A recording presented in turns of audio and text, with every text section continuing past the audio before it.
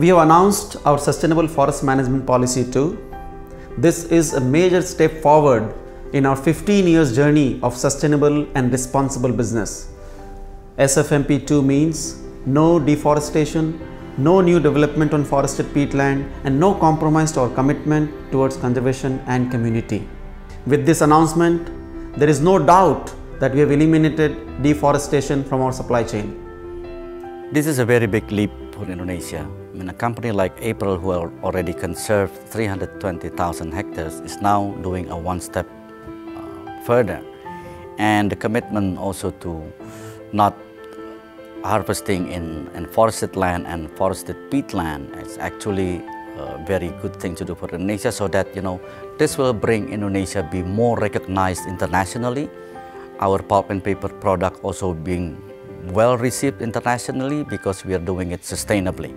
And that is led by April in this case as one of the largest pulp and paper company in the world.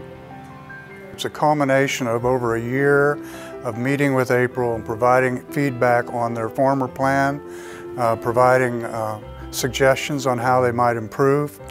I can tell you that April's done a tremendous amount of progress over the past 12 months. It's very gratifying to me that they listened to many of our recommendations and to stakeholder recommendations such as Greenpeace and World Wildlife Fund and others. So they're taking this very seriously, and so the significance of today can't be understated. It's quite significant. I think that people like me can tell when they're telling the truth and when they're not, because I've been around a long time.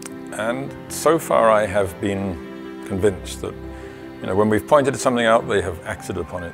So the audit we commissioned was done at arm's length. They didn't control it, we controlled it.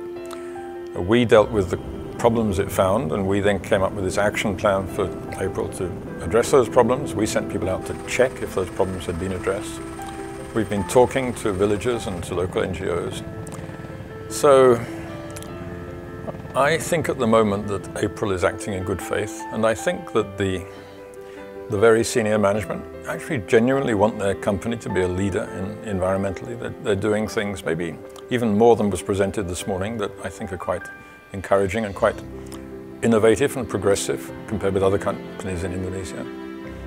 One thing that really significant from this commitment currently is their promise not to harvest any more woods from the forested natural forest, and they will rely 100% by the end of December this year that all of the supply of fibers in their pulp and paper mills will be from the plantations.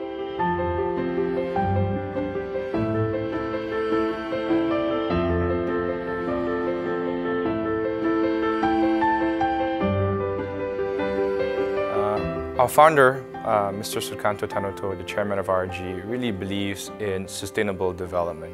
And those are, again, the principles of our RG sustainability framework. The buy-in is strong all the way from the top. But not only that, we think that this is good for the business in the long haul as well. While we may take some short-term sacrifices in terms of immediate financial returns, these are considerations that we have to balance between environmental sustainability and economic imperatives. The balance between the two is what's going to make our company more successful again in the future.